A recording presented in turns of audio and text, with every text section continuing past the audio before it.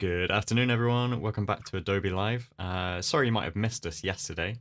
Adobe had the day off, and so we weren't live. But we are back today, this fine Tuesday. It's actually nice and grey and wet outside in London. The grass is getting a drink, and I hope you guys are too. Today I'm joined by the one and only Charles Carter. How you doing, man? I'm good. I'm good. How are you? Yeah, very good.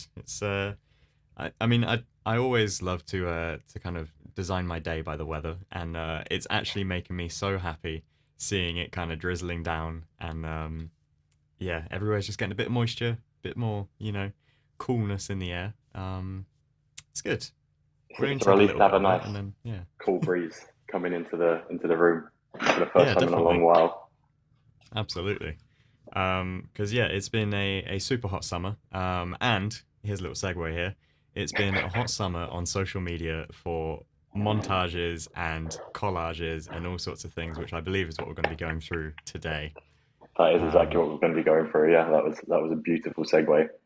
so before we get into it, let me just welcome everyone who is here in the chat. And if you want to join us in the chat, head over to behance.net and you can join in with conversation, ask us questions as we're going, and I'll do my best to filter those through and get your answers.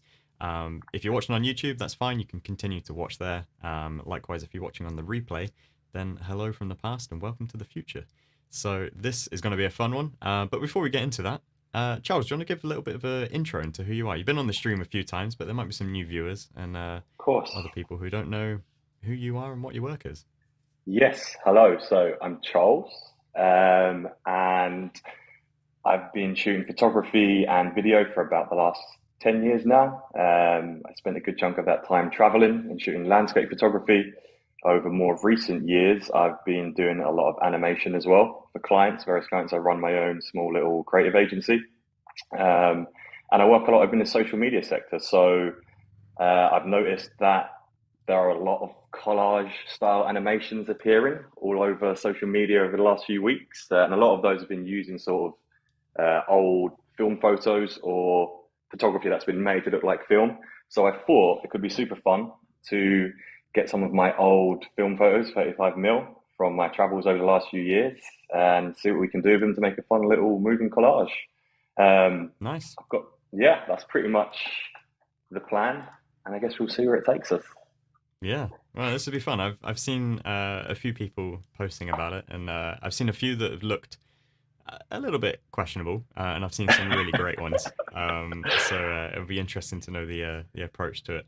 And Yeah. likewise, I think you mentioned in this just a few moments ago that there are a lot of these are created by apps, but Yes. if you do it with the right tools, you can elevate it and take it so much further, Yeah. which is It gives you a hopefully what lot we're going more to show today. control.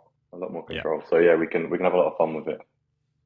All right. Let's get into it. Yeah, let's do it. So I've gathered a good sized collection of some of my favorite film photos. I've been shooting these, I think, since around 2018, 2019. I think I got a bit fed up with my DSLR and I just decided, it's time to try and be a real photographer for a little while. Uh, no, that's not true. Real photography is whatever you want it to be.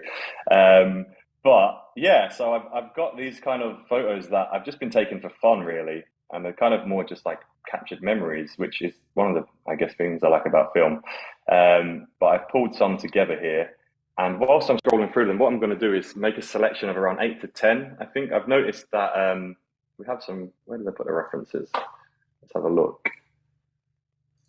We have some examples here. Actually, let's look at them in After Effects because I've kept them there. Just a few little examples of what I'm talking about if you haven't seen any of them before. So basically, you can see that the photos have been sort of cut up and then they're sort of layered in and sequenced in. There's some fun movement. We've got another one here. This one's quite fun. It's just someone's nan, I think, doing cool stuff. It's kind Um, of like it's like everything happens just before your brain is ready to really process what you've just seen. It's like it yeah, moves on. It's like I can't think of. Uh, it's like a famous scene, I swear, in probably a film like Airplane or something, where the conversation, everything just like leaps ahead before you've really like got a chance to realize what you just heard. It's Yeah, yeah, it's kind of that. it's cool. I think it's a cool way because I think if it was just the images one after the other, it would be they might be nice images, but I don't think it's as especially today's age, like everything needs to be exciting and moving and have like fast pace to it. And I Yeah. guess it's a fun way to sort of share some of your photography without, people clicking away within the first second or scrolling through. Yeah, Um, and it's like a true social post as well. Like these are, a lot of the time it's just pictures of friends or like, events that you've been to and other stuff. So you can yeah, even pull out like little inside jokes in there. You could focus on something that happened in the background of a photo that only your friends would know, you know. yeah, Um, yeah. that's it. But yeah, I think a lot of them use around 8 to 10 photos, and I'd say I think if we look at about not to get too precise, but I'd say like there's like 8 to 12 frames before it moves on to the next sort of layer. So Hmm. we're going to find around 8 to 10 of these photos that we like. We can close that. And yeah, so when I'm going through these, I think what you kind of want to look for is images with sort of easily defined edges or like areas of the image that you could cut out quite easily and wouldn't look out of place. So, I mean, Hmm. something like this, for example, right? This photo of me, like I could easily remove myself and just cut that section out there and then add it in. Yeah. Or, I mean, skies, like easily defined skylines, right? Again, you could like cut that out there. Um, what I've already done actually, because I didn't want to spend too much time, is pick some of my favorites already. I just want to make sure there's nothing else I want to put. Like this here would be great, I think, like the car. Yeah. Be really nice to sort of cut that out, easily removed. So we'll drag This that is out. also this is a classic example of taking something on film that instantly makes it look older, and you had a car there that was like maybe what 15, 18 years old or something. But did you say this was taken like 3 years ago? This one I took actually last summer, I think. So it's not. Yeah. I mean, the car might be a bit older, but yeah, this the photo was taken last summer. I think it was on maybe on some cine still, which doesn't give Yeah. it look a little bit more of an aged look anyway. But yeah, it does look like kind of really vintage and retro without having to do anything, which is quite cool, I think. Like especially, I mean, these ones here as well. Like these were taken this summer, right? Yeah. Um, but again, like the color of the film, like it just looks really kind of yeah. So I guess I've made a few selections here. I'm going to add that little car to because I think we could do something fun with that and maybe add some movement to it. Um, this image here, though. Okay, so we've got these are the ones I think we'll go. So this one, it's a nice little opening shot, a nice waterfall. That one there because I feel like we could cut him out quite easily. The sky's quite nice. Hmm. Again, we got like a nice little sunset. I've tried to get a mixture of like people and landscapes just so it's like a bit varied. Yeah. Again, this one here, obviously, it's quite easy to cut him out and sort of layer things in here. Is that in Um, Australia, by the way? that was, it's in Was that in New South Queensland? Wales. No, New South Ah, okay. Wales. No, it was in Queensland actually. You're right. Yeah, This just is at the south. I can't remember what the near. place is called. Um, It's Noosa. That was in Noosa or near Noosa yeah, on the in coast. the Yeah, hinterland bit. I just recognised that singular mound yeah. because I thought it was hilarious when I saw it. I was like, it's just completely flat, and then there's this one It's comical weird hill. how your brain Like his remembers. knee has just like nudged the Yeah. horizon. Um, but yeah, no, it's weird how your brain remembers like one visual cue and you say, I know where that Yeah. is. Especially when you do travel photography a lot, I find that I can see an image of somewhere I've been and be like, I know exactly where that is from the Yeah. smallest cue. Yeah. Um, Here again, we've got some boats. I thought maybe we can animate those. Just some people, nice little beach shot, and then a car. So I guess if you want to do it properly, the next thing you could do, again, I've already been playing around with this yesterday, so I've kind of done it already, but you want to line the images up in a sequence and just get them to the correct time. Hmm. Because obviously, I think most of them run for about 8 to 10 seconds. So I'm going to time these. Let's just move those out of the way from yesterday.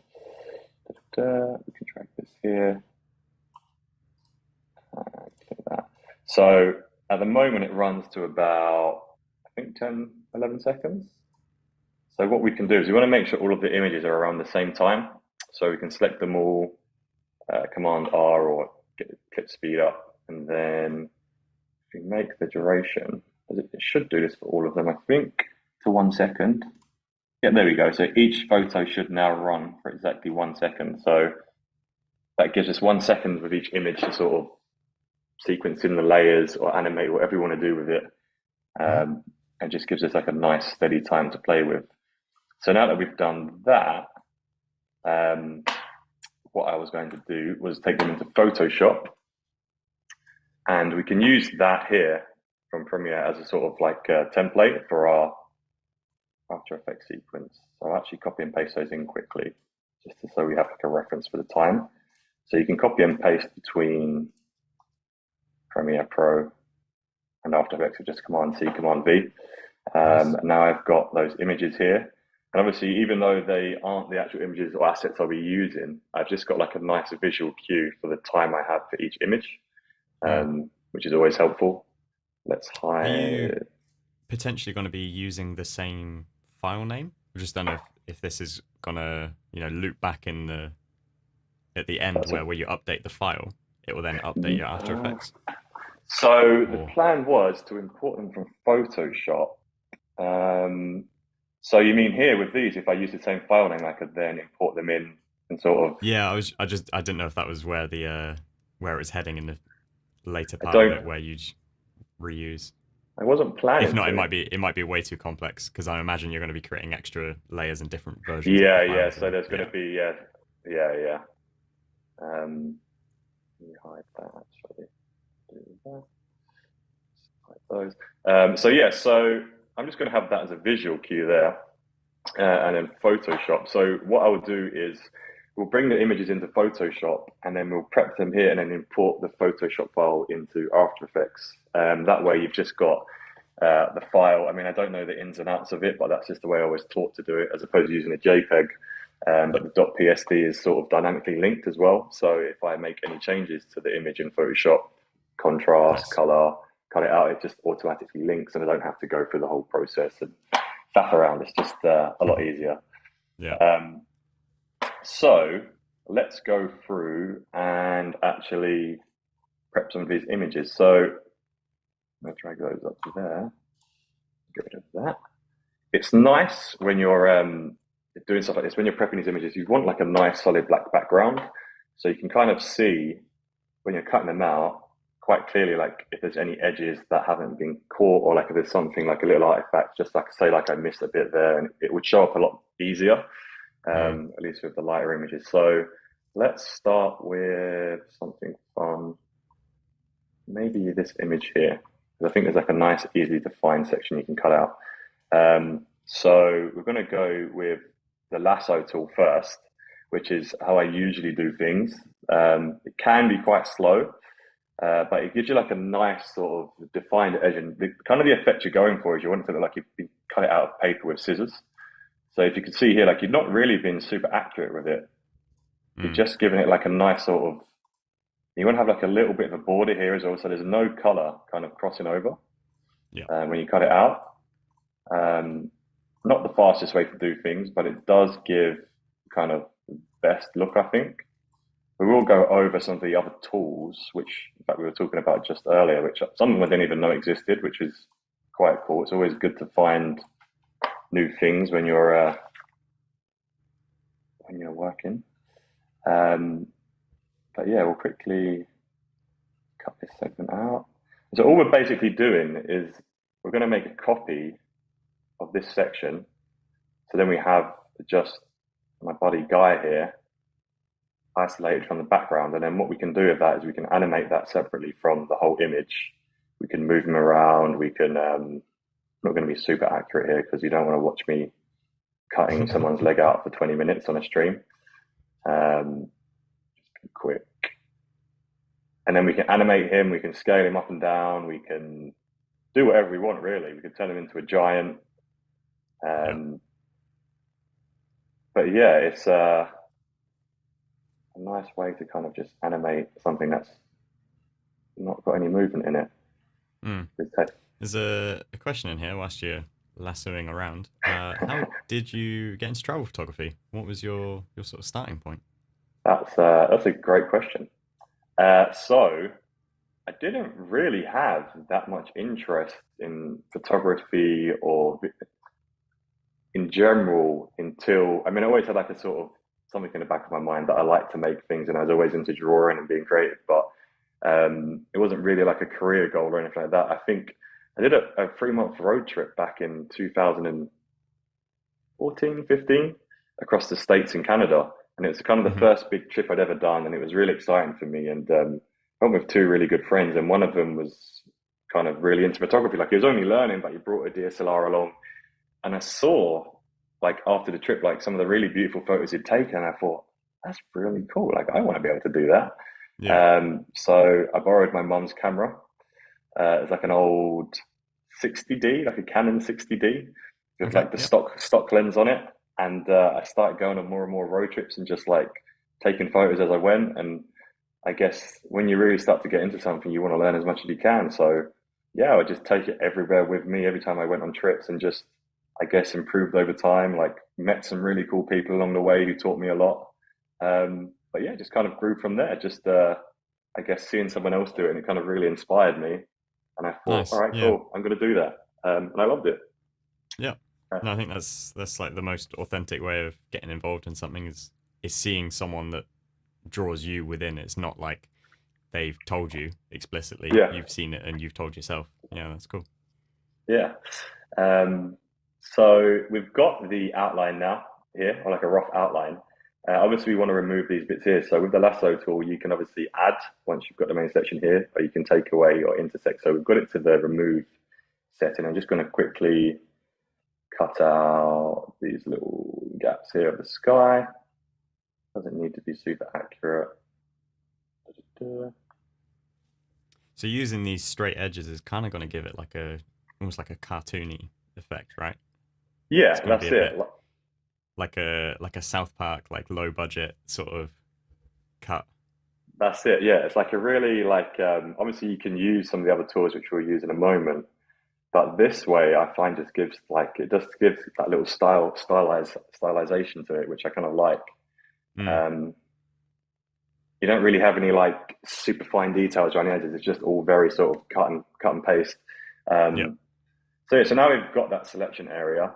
All I'm going to do is Command J, so just copy that selection. So now you can see there we've got like we'll just solo that layer. We've got this nice sort of cut out image here, and it hasn't actually done anything with the other. So the original image is still fine, and from that we can still cut and paste like other sections. So we'll actually use some of the other tools now. So it'd be cool to have the sky isolated. So obviously you have the select sky tool right here. So we just go to Yep. select, down to sky, click that, and it should have selected. Yeah, there we go. It's done a pretty good job there, I think. Yep. Maybe just, oh, even around the bike cables, that's pretty impressive. Good job, Sensei. I'm just going to touch up this bit here. So I think what I need to do is just quickly remove this from the selection, just to clean it up a little bit. There we go. Same here, we don't want that. And then same here. And maybe these cables too. Tiny bit on the saddle as well. Yeah.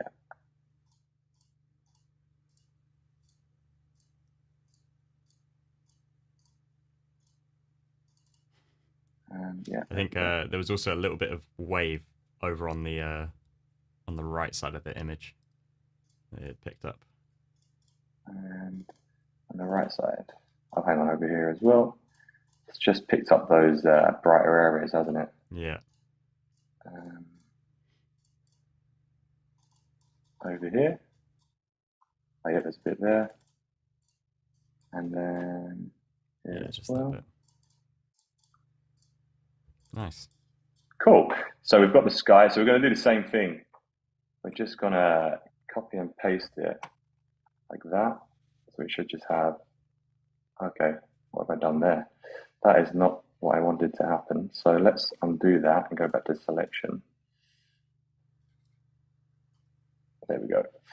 And I think if we go to here, we can see, try and refine it a bit more. So if we show, how do we do this? View mode. So it's kind of leaked into that, hasn't it? Yeah, I think it's just picked up some of the highlights. Quickest way I would go about it is take that selection and then Yeah. hold. So if you OK this window and Oh, then uh, I oh, mean, it it's looks like actually it's fixed. It's cleaned it up. okay. Well, that works as There we well. go. Yeah. But do you want to tell us the way you were going to suggest? Yeah, so Just I was going to say, so with this layer selected, I was then going to mhm. hold Command and click on the layer above, the thumbnail of it, and that will Right, create a selection of the pixels within that layer, and then you could simply delete it right. from Got within. you. Yeah, Yeah. But luckily, Photoshop saved us done a that pretty clean hassle. job. Yeah, so we've got here, you can see we've got that and that. I think just for the sake of time, and we could get the bike as well, but we'll save that for now. So we're going to name this, we'll just name it, let's say Beach 1. And we'll name this, or in fact, we'll just call it Beach Full, just so I know that that's the full image. And we're going to call this one Beach Sky, and this one Beach Guy, because his name is actually Guy. Great guy, actually. Very cool guy. So we've got those images there. And what I would do is, again, just to go through the process, let's give that a nice color, is import these images. We'll save this into After Effects to show you how you would then work with them. So Command I in After Effects. We're going to go to the project, go to Edit, find the Photoshop file here, and open. And then you can import the whole thing, which is going to bring in all of the layers that we have, which is all the images, even the ones we haven't worked on yet. Or we can choose individual layers, which is why I named them like, where is it? Like I named them so I could pick them out. But again, let's just go with all of the images, bring them in as a composition, and retain the layer sizes. And then I can just remove the ones I don't want for now. Or just select the ones I like. So we've got these 3 layers here. I'm going to drop them into this composition. I need to hide the, let's get that out of the way. And now that we've got them, actually what would be useful, because we don't want them to lose their positioning, so they sort of stay as they are, if that makes sense. So we're going to put full image on the bottom, and then we're going to parent these 2 layers, the cutouts. They already lost their, they have, haven't they? That is not what we wanted to happen. Scale. Yeah, they have. Okay. So maybe I need to re-import those or just think them up. But this is what I was trying to say. I didn't want to happen. So let's get them all lined up. Where's my align tool? Align that to the center. Oh, we have Tony Harmer in the chat. Good afternoon, Tony. Tony, hello. Okay, so Tony will be with us tomorrow. He'll be hosting me, actually. What are you guys going to be talking about tomorrow? So tomorrow on the stream, we're going to be going through large-scale editing of photography for print. So how to maximize getting your images printed at super high resolutions and all the things, I guess, that I deem are necessary for different paper stock, different printing methods, and different things to think about. And yeah, it's been my big summer project, working on a lot of prints and other stuff. So That's interesting. got a lot of fresh ideas and things to share, which should be good. I'll have to tune into that one. Actually, it sounds pretty useful. I did try and get some prints for a little while, but there's so many things you have to sort of figure out and pick up before you can do it well, I think. Yeah, there's a lot to it for sure, and it's intimidating, definitely. In the same way that film photography is, is all these more analog techniques and stuff. Like, I think what's really interesting right now is, through things like these live streams, is people have learned a lot of skills and they've, developed a lot of creative skills with software.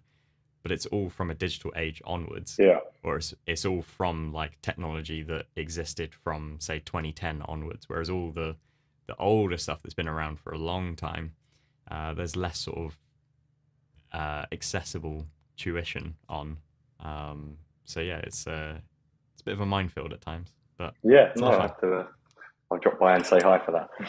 Yeah. Um, but yeah, so with blind images up, there was probably a much better way to import them where this issue wouldn't have happened. But I fixed it just by moving around. So what I'm going to do now to stop them from losing their position again is just link them all to this full image here. So if I do this and this, now whenever I move this around, they all stay together. We could also create a null and attach them to the null and then use the null for the positioning and scaling, which I might still do. But now any sort of changes I make to this image here is going to be applied to the two other layers that are parented to this one. So I don't have to worry about sort of losing in its positioning.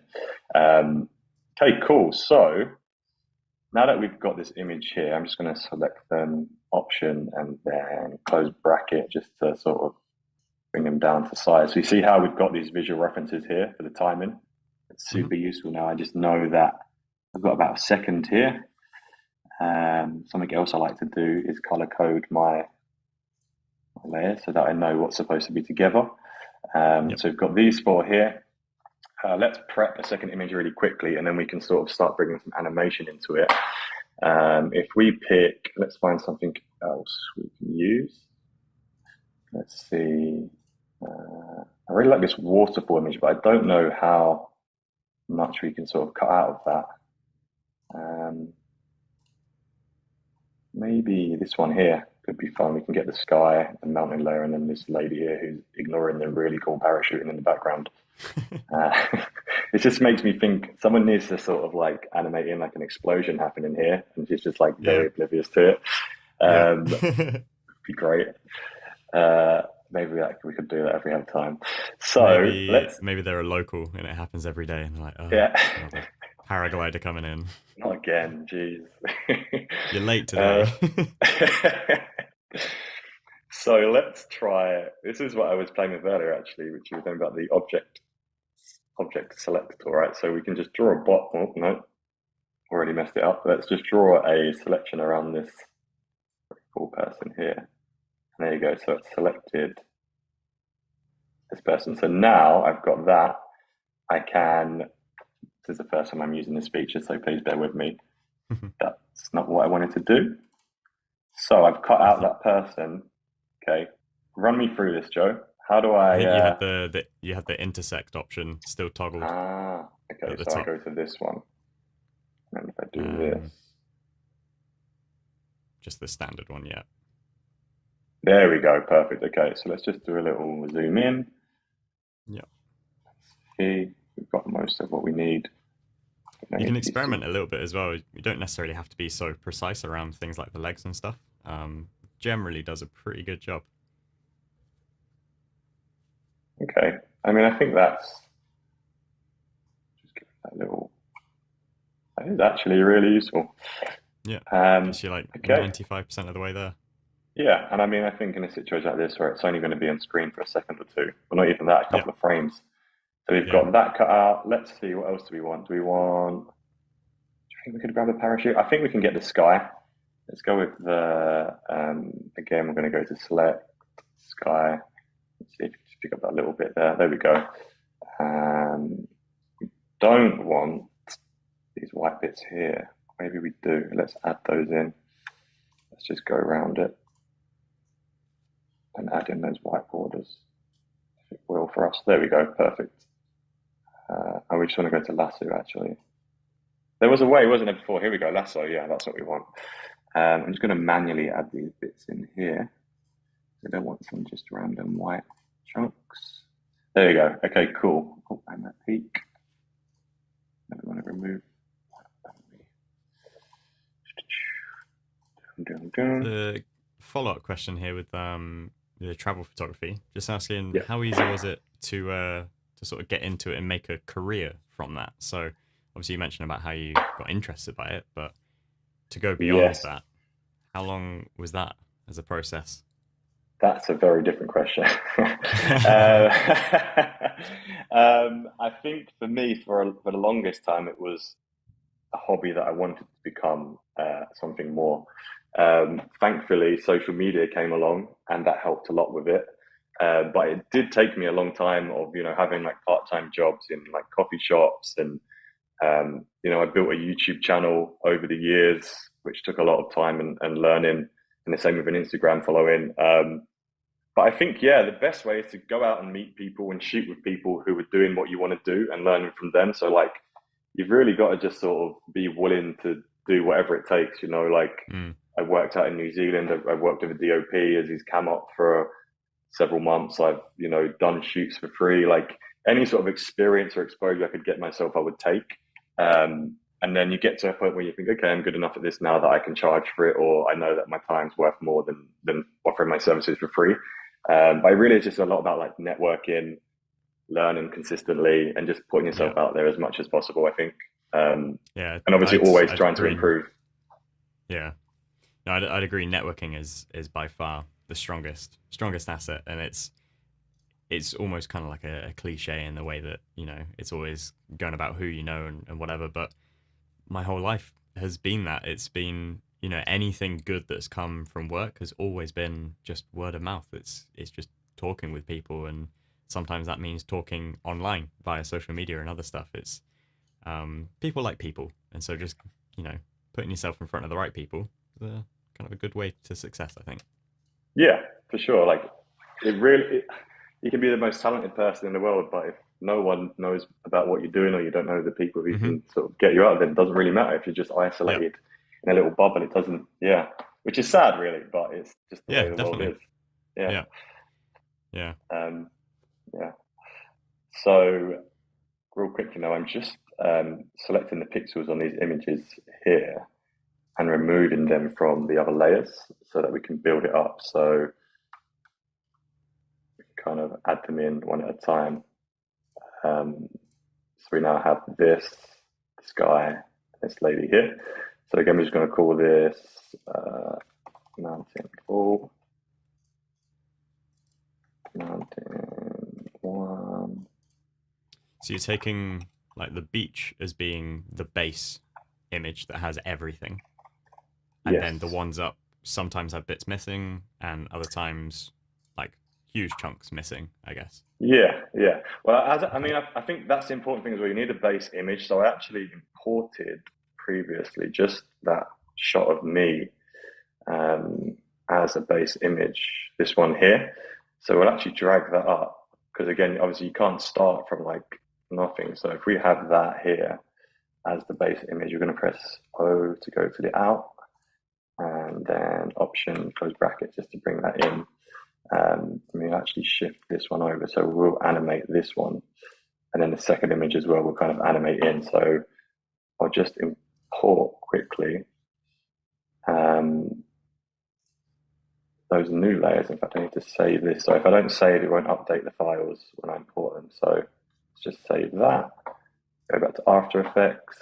And then what would you suggest as the input? I was trying to educate myself on this the other day because I basically go between retained layer sizes and footage to import individual um, layers. But we had that scaling issue before, didn't we? Hmm. Um. So Probably I would have gone footage, but I can't say I've experimented enough with let's this try style of footage. thing. Yeah, let's try footage this Um. time and see how it goes. No, Simply that's just because bringing in the whole file. my thought on that with okay, yeah, no. I was going to say with Yeah, retained layer sizes, you don't know the scale of things, and um, I think we're just going to have to. We'll bring this in, yeah. add it there, and then we'll just fix it. Um, Unless is it taking the setting from Photoshop? Because in it Photoshop should be in your layers panel, there's an option that you can set the layer bounds to be the width of the pixels rather than right, the width of the canvas. but then we've got all of the different So widths, if you haven't we? try in the top right, the little hamburger icon on the layers panel, Okay, yeah. and then you should be able to sorry, on your layers panel, yeah, all the way to the right, that one. And then where is it? Um, Panel options, I believe. Panel options, And layer then bounds. thumbnail content. Oh no, you got it entire document. No, that's kind of what I thought it needed to Yeah, be. And you could try layer bounds, but I imagine that might cause more problems. yeah, it's okay. We'll just it doesn't take too long to line them back up. It's fine. Da-da-da.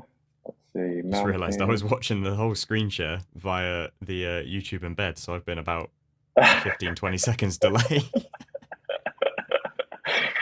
It's all good. Mountain. Where has the rest of the mountain shots gone? They have disappeared from existence. Why are they not there? We should have mountain, mountain one, and mountain sky. Has it imported those though? Doesn't look like it has. Where have they gone? Tell you what, we'll just do it again. It's fine. Oh, here we go. So what?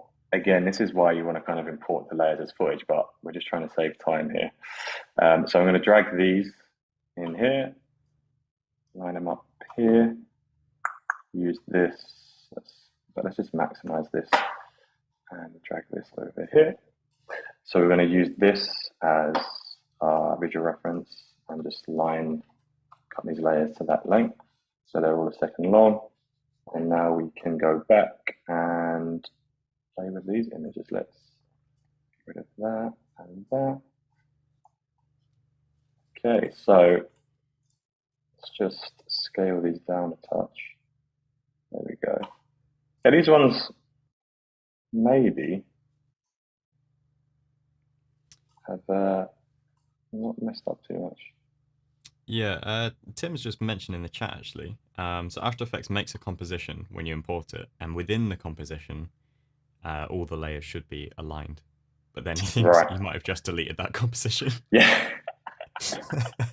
I do that sometimes. Make Slash a all good of the one, time. chuck it away. Get rid of it. We don't need that. Okay, I think Yeah. we've let's see what we've got here. So we want that needs to go there, then we've got the sky, and then we've got there we go. We don't need those. We do want so mountain fall, can hide that. That's the cutout one. Then we've got okay, so the sky has done a bit of a moving job on us. So we'll drag that up to here and just line it up like that real quick.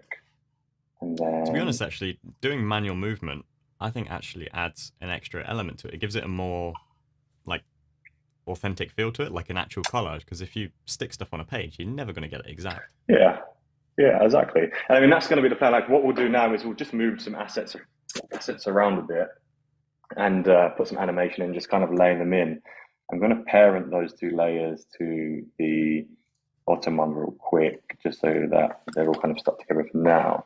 So let's see what we've got. Let's add these into the mix and this. So we've got three images here. We've got the base layer here. I will actually shrink that down a little bit, I think, and drag everything back so that we only get like a few frames of that at the start and we cut into the other images. Yeah. So, right, we've got Guy here. We're going to scale him up. No, that's not Guy. Let's leave that. So we're going to scale this up just so it fills the whole frame. And then we've got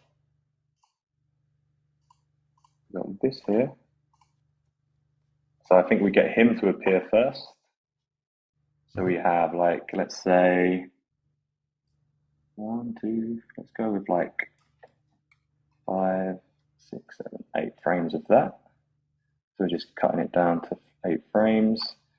And then we've got, I think we should have the full image that comes in here. Why is that one? There we go. Oh, that's the sky behind him. So maybe,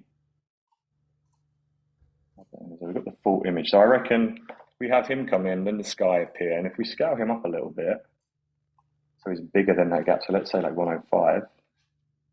And when the sky comes in, kind of doesn't look awkward, but then we need the beach at the bottom as well, so that can be the last bit. We put that there. A few frames, so we should have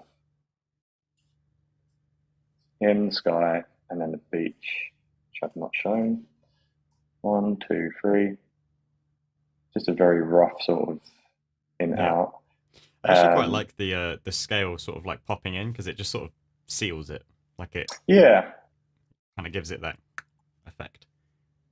So if we make him a little bit bigger, actually, I think, just to cover those lines. Oh, because they're linked on it. Okay, let me unlink them now. And if we put the sky underneath, there we go. Let's go. Needs to be 100. And we've got Gaia here. Again, make him a little bit bigger. The gaps kind of do, yeah. You know what? I think I'm going to leave the gaps there. I like them. I think they're Yeah, a good happy accident. happy accidents. A great way to I was describe even it. thinking like an extra thing that you know may add to it or it may detract is adding like a bit of a stroke edge to it. Yeah, I was Um, thinking that too. Like a nice colored stroke, right? Like, yeah, I just don't know if that's gonna like make it too digital, but maybe there's a style let's that give could be it, done with give it. like a torn paper edge, you know? Yeah, Um, yeah. I mean, we could try it now. So if we just right click the layer, go to layer styles, stroke, and then go into the stroke settings here. Put it up to like a 10, maybe, or 15, and center it. And then let's give it like a nice off-white color. Actually, how do we hmm. feel about that? Interesting. Let's hide the sky for now. I think on its own, I think it looks kind of cool. It's reminding me. I don't know if you remember back. I think it's like I know what you're gonna 2004 or say. something. No, okay. I was gonna say YouTube, the no. idents. Oh, I was gonna say No, the I was gonna say. YouTube thumbnails. Oh yeah, yeah, definitely that as well. I mean the object selection would make YouTube thumbnails like the classic style of them like so much easier to make. Yeah. But no, it reminds me of some idents that I think E4 had like way back in Ah, 2002, 2004. Um, I can't remember what program or what they were showing about it, but it was like a. I remember. I'm pretty sure it was E4. The E4 logo like slapped on like a sticker, and then there was other stuff. right. Yeah, I Um, remember that. I remember that. I'm Yeah, sure if we watched it now, it'd look really rough and ready, but uh, on a standard definition TV, it looked fine. yeah. Those. I think it's like a very classic. Like, just hide all of these. Stop using this now because it's confusing me. Yeah, it's like a classic. It was just a style thing back then because then it kind of crossed over into like the whole social media thumbnail. Everyone was always putting outlines on like their thumbnails and stuff, and Hmm. it's Yeah. just the way to do things back then, I think. Okay, so now we're going to animate over that layer. So we've got this layer here that's finished. We're going to put this. Oh, that's the full one, so we can hide that. I'm going to put this lady here. Grab her. Sky. There we go. So let's put her just above that one. We're going to animate her over the top of this. So we need to drag these layers across actually so that we have them as a base now. She looks like some Gulliver's Travels type scene at the moment. So we've got this lady appearing. We'll give her like a few frames. Then we'll have the sky cut in, which is actually no, you know what? We'll have the mountains appear. And then a few frames later, we'll have the sky added fine to the last shot. So we've got these references here for the length, but actually what you want to do is have the layer below, so the previous image kind of travel along with it.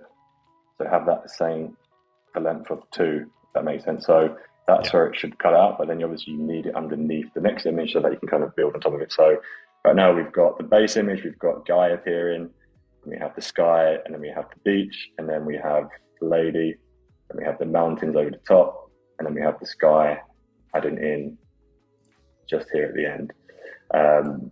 So we've got two there. And what I would do actually, I think a lot of them like to full frame things, but I think it would be kind of cool to have them like, I'm going to create a null actually, just so I can control them a bit easier. So Command Option Shift Y on my keyboard just to bring it a null. And what I'm going to do is attach each of these sort of sections to its own null so that I can then move them around and scale them and animate them without having to worry about sort of losing each individual layer from itself. Yeah. We'll do another one there. Put it over. And then we'll do this. We'll attach them all to null 2. I'm going to attach all of these to null 1. And then we'll name the nulls just so we know what we're playing with. Mountain null and beach null. I was going to say you could be really, really clever with your wording here and call it like Mount Null, as in KNOLL.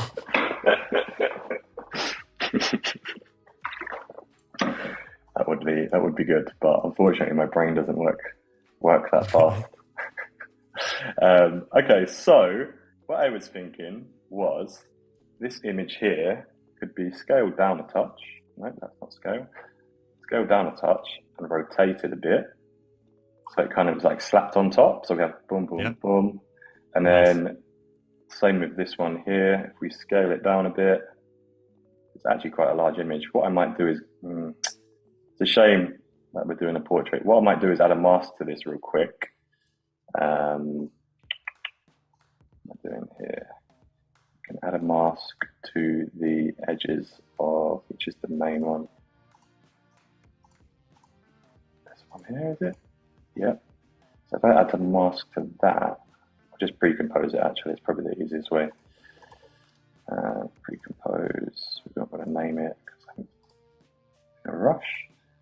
And then we just mask that down a bit. So then it's just okay. So you can just see a bit of the edge. Yeah, and then we could even maybe add a stroke to it, just to the edge, just to give it that again like that filmy look. Give that like a 15 and make it off-white. There we go. And then if we put it to center, it gives it like sharp edges.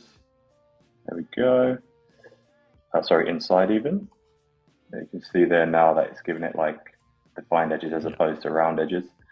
And then if we close that and unsolo it, now we've got, okay, that has not worked out the way. Should be playing through like, oh, that's why, there we go. Now it layers up. Go back to, there we go. So now we've got that. Is it applying the stroke to every image in it though? The composition, it is. Yes, because you pre-composed, so that has then taken the effect, I think. Yeah. Can we quickly keyframe that? Just for the sake of it, let's say 15. Oh, sorry, it's because you inside the pre-compose has a stroke, isn't it? Shouldn't. Did I not take it off? Let's see. On the no, it's silenced. It shouldn't be. But I guess it's just adding it. But I mean, it's fine. We keyframe it. It's gone. Yeah. Okay, so we've got that, and I kind of want to just attach that back to its null. Scale this one down a little bit and rotate it maybe that way, and then let's drag it down a bit. But we could even have it off a frame a bit, maybe like that. And let's just play that through. So you could potentially line it up so Guy is stood on like the table. Yeah, there you go. That's cool. I like that. Let's do that. Let's proudly standing in my coffee. Yeah. Let's drag him down. I mean, if you had more time on it, you could then mask out one of the feet so that it's like a leg in the mug itself. Yeah, that would be cool. Yeah, I feel like there's a lot of opportunities here to have fun with it. Yeah. But like you say, everything takes a bit of time, so let's give that a little bit of an offset there. So we've got and we've got this lady here, so we'll rotate that the other way. It also would be kind of cool as well with time, like, you know, if you kind of create this 3D scene where you kind of zoom in through the images, and sort of Mm. parts are appearing, and then like you kind of go into the scene as you're going along. It can be kind of fun. Yeah, I saw a demo of the is it Project Aero,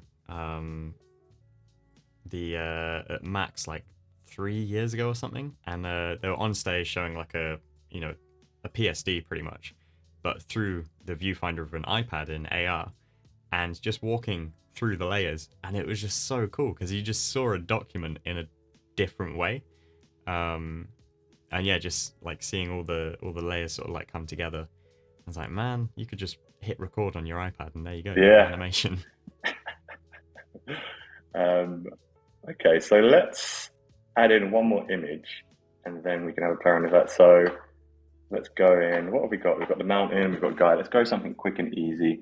How about what do we have? Yes. That could be cool. Should we go over the card and we can maybe animate some movement onto it? Nice, yeah. Yeah, let's do that. Let's go with the car, and we'll go for a nice, quick, easy cut here. Let's call this car full, and we're going to go for. Let's just go for a quick object selection. Oh no, we've got the intersect on. Whoops. Give me a moment, please. Let's put on the frame loading music. Here we go. Select this. Look at that. Beautiful. Boom. All right. Let's just add. Actually, I think if you click, it will actually do the full car then. Yeah. Because it looks like.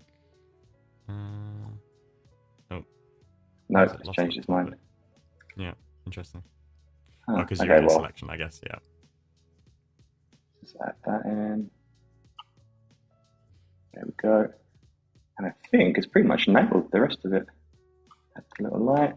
Da-da-da. Okay, cool. So then Command J just to copy that to a new layer. Por favor. No? What am I missing here? It's not. There we go. Okay, so we've got the car on its own. And then what I'll just do is I'll have that car isolated. Just animate on, and then when it gets into place, the rest of the image can appear. So let's save that. And then go back into After Effects. Go to Project. Again, normally I wouldn't have all of these images, unused layers just sitting around, but to save time, I'm just kind of grabbing it and bringing it all in. So please don't judge my project tidiness. Rough and ready. That's it. There you go. We're bringing car full, and then there you go. We can bring in individual layers if we do it with footage. Choose layer. I do always find it amazing when working in a state like this, where you're just sort of like dragging things in, and your brain's working faster than you're actually aware of what you're doing. Yeah. Like a true sense of autopilot at times. Like there are times when I do it and I get into almost like a trance where I'm just doing something, and then afterwards I just like breathe. I'm like, whoa, what was I doing? Yeah. Yeah, like it worked, but man, I didn't think about it. No idea how. Yeah. Okay, so let's bring these both here, and then we're going to parent the car isolate image to the car full. Yeah, they're both the same size, which is great. So let's drag that here. And what I'm going to do is keyframe the position. Actually, let me create a null real quick, just so I can keep all of this together. Attach this and this to the null at the top. I'm going to keyframe, scale this down real quick, using the null, and then keyframe the position of the isolated car to here, and then we're going to have it drive onto the scene. So let's bring it off frame. I go like that, and then dun dun dun dun dun, nice. And then when it gets to there, the rest of the image can appear. It'll just be da da da da da, and then we're going to drag all of these as well over, so we've got all of the images underneath. I think like the way we've done it here is, like I say, I think it would really add itself to like sort of having a camera attached to a null, just sort of coming forward and like scaling everything up. So if we had like depth in it, constantly moving, and of course the layers behind would start disappearing by this point. Yeah, so. Exactly. I think that would be really cool. So let's give that bit of, we want everything to be straight edge and boring. We want it to be a little bit, you could maybe even, you say that's quite a smooth transition in. You could even have it going frame by frame. So you could have like, you could change these to hold keyframes and have like a few of them there. So it just kind of jumps from one to the other. I was gonna say you could add the what's it, posterize effect, and set it to like say 6 frames a second or something rather than 30. Do I need to posterize time? Yeah, time. Yeah. And drag that onto there. So this is again something I've not used, but I'm very keen to. 5? Just choose a frame rate. So yeah, you could do like 5 or 12 or something. Is it working? Do you think it needs to be less? Maybe like maybe you've only got how many frames do we actually have there? Like 10. Oh, you know what? I think you might need to add it to the null layer. Ah, okay, let's do that. Clear off of here. Oh yeah, that's where the movement is, isn't it? Put that down to 4. Still not. Doing it. No, the movement's attached. The keyframes for the position were there, but interesting. Okay, we might have to look at that. that. We'll leave that for. Yeah, let's add some rotation here, just so it's a bit. And I think actually what we could do is once it gets to here and the full image appears, is then just scale everything up, just so we get rid of all the other stuff behind. I think just to clean it up a little bit because it's too much noise happening right now. Maybe I could do that with one of the other ones. So scale it up, and then we'd have the next one coming over the top. But I think maybe we could even do that with the image of Guy as well, just because it does look kind of like, I like the slapped on effect, but I think it's a little bit messy having everything still behind it there in a way. Yeah, you almost need like a clean break every now and then with a giant one. That's it. So let's scale this one up here.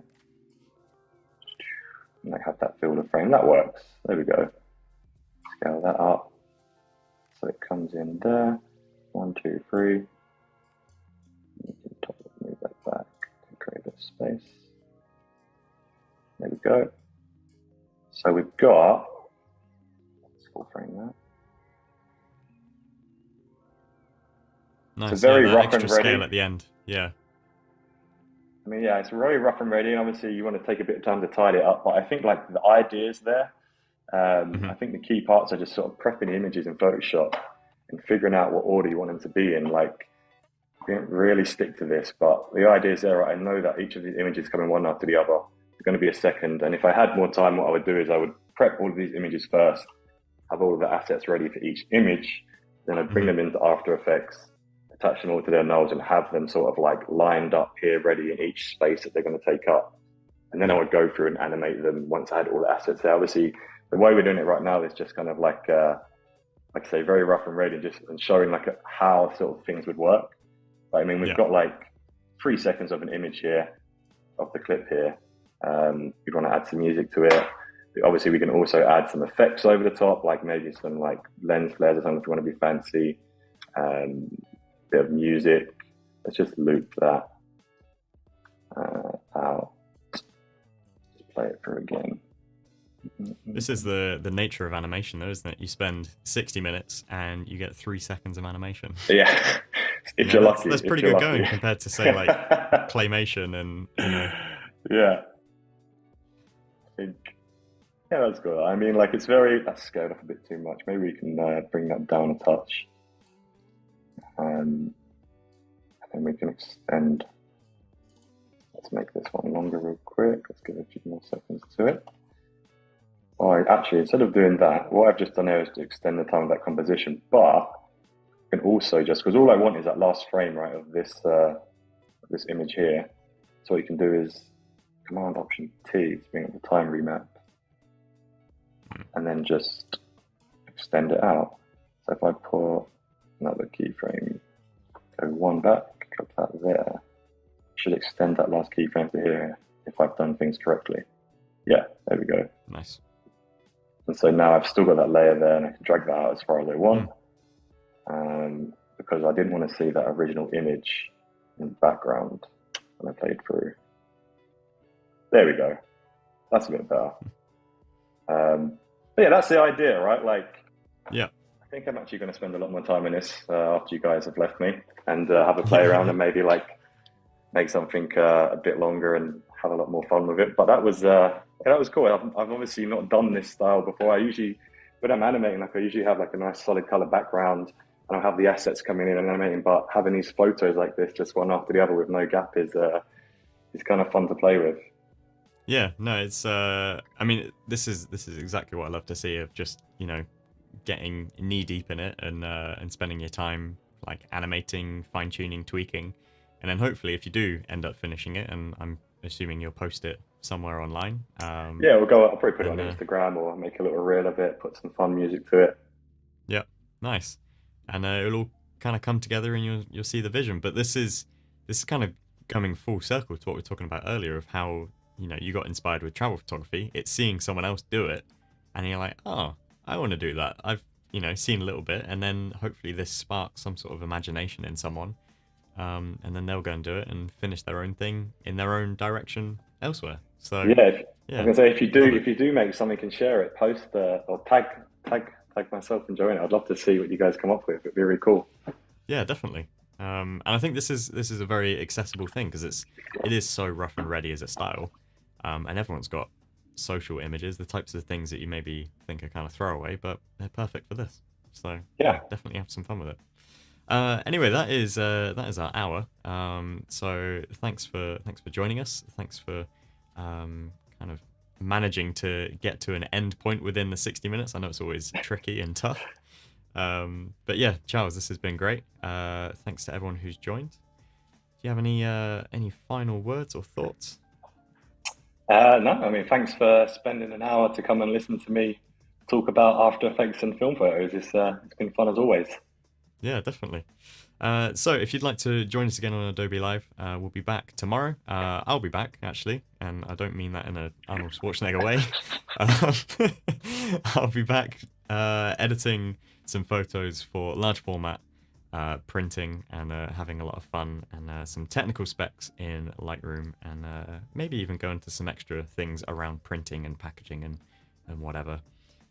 So yeah, thanks for joining us today, and we'll see you again tomorrow at 12 o'clock. Bye for now. Bye.